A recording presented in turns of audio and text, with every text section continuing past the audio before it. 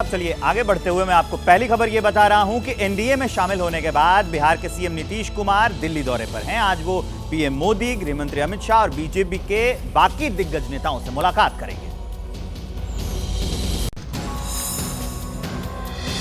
बिहार में एनडीए की सरकार बनने के बाद नीतीश कुमार का यह पहला दिल्ली दौरा है। नीतीश कुमार आज 7 फरवरी और कल यानी 8 फरवरी तक दिल्ली में रहेंगे। आज वो प्रधानमंत्री नरेंद्र मोदी से मिलेंगे। मुलाकात शाम 4 बजे के करीब संसद भवन में होगी। नीतीश कुमार गृह मंत्री अमित शाह और बीजेपी अध्यक्ष जेपी नड्डा से भी मुलाकात करेंगे।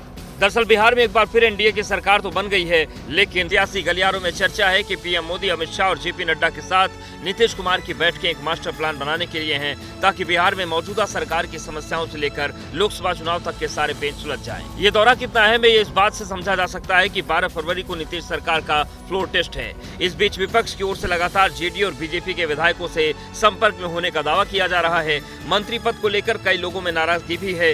जीतन राम मांझी तो खुलकर सरेआम बयानबाजी कर रहे हैं। इसके अलावा एनडीए में कुछ और दल जुड़ जाने के कारण सीट शेयरिंग में आ रही मुश्किलों को दूर करने पर बात होगी।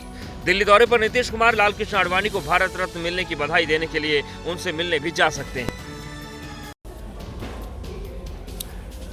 उत्तराखंड ऐसा पहला देश का राज्य होगा जहां आजादी के बाद यूनिफॉर्म सिविल कोड लागू होगा। आज उत्तराखंड विधानसभा से यह कानून पास हो सकता है चर्चा के बाद। बिल को कल उत्तराखंड विधानसभा में पेश किया गया था। विपक्ष के हंगामे के चलते बिल पर सुचारू चर्चा नहीं हो पाई। आज भी बिल पर चर्चा होगी और माना जा रहा है कि आज ही बिल पर वोटिंग होगी। उत्तराखंड यूसीसी में शादी, तलाक और उत्तराधिकार पर विशेष जोर दिया गया है। लड़कियों की शादी की न्यूनतम उम्र 18 साल, पुरुष और महिला को तलाक देने के समान अधिकार का प्रावधान है। लिव इन रिलेशनशिप डिक्लेयर करना जरूरी है। लिव इन रजिस्ट्रेशन नहीं कराने पर 6 माह की सजा की बात है। लिव इन में पैदा बच्चों को संपत्ति में समान अधिकार मिलेगा और महिला के दोबारा विवाह में कोई शर्त नहीं होगी।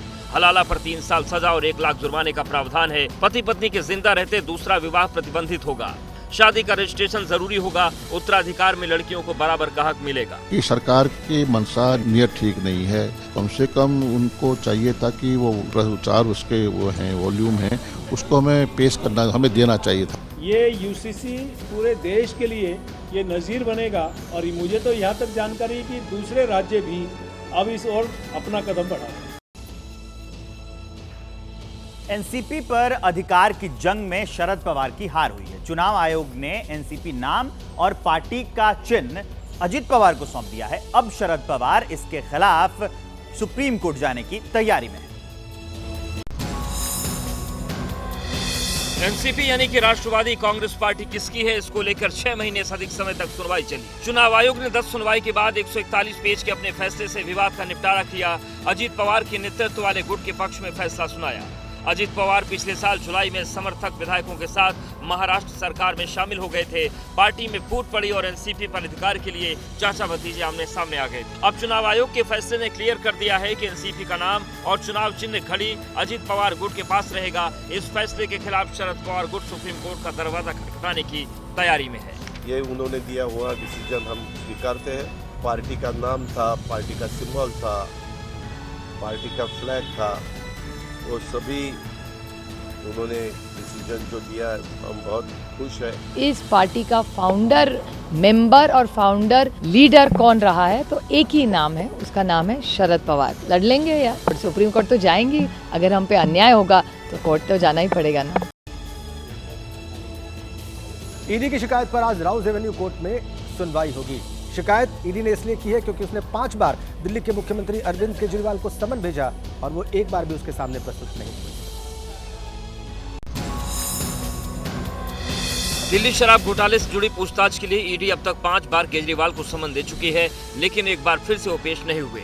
बार बार समन की नाफरमानी के खिलाफ ईडी ने कोर्ट से शिकायत की। केजरीवाल की खिलाफ वर्जी पर आज राउज एवेन्यू कोर्ट में सुनवाई होनी है। केजरीवाल को ईडी ने पहला समन भेजकर पिछले साल 2 नवंबर को पूछताछ के लिए तलब किया था। फिर 21 दिसंबर को, इस साल 3 जनवरी को, 18 जनवरी को और 2 फरवरी को भी पूछताछ के लिए बुलाया गया, लेकिन केजरीवाल पेश नहीं हुए। इस बीच आम आदमी पार्टी ने ईडी के खिलाफ जो मोर्चा खोल रखा है, उसमें मंत्री आतिशी ने ईडी पर संगीन इल्जाम लगाए हैं। उन्होंने कहा कि ईडी जांच में घोटाला कर रही है। एक आरोपी से पूछताछ के वीडियो से ऑडियो डिलीट करने का आरोप लगाया। ईडी सूत्रों के मुताबिक आरोप निराधार हैं और लीगल एक्शन पर विचार किया जा रहा है। जब ईडी ने वो फुटेज दी तो उन्होंने उस फुटेज का ऑडियो डिलीट कर दिया। अरविंद केजरीवाल और उनके मंत्री ये सब झूठ बोलने में माहिर है, उनका झूठ चक्का लगाता रहेगा, लेकिन जब सच के जूते पड़ेंगे तो सच्चाई सबके सामने आएगी।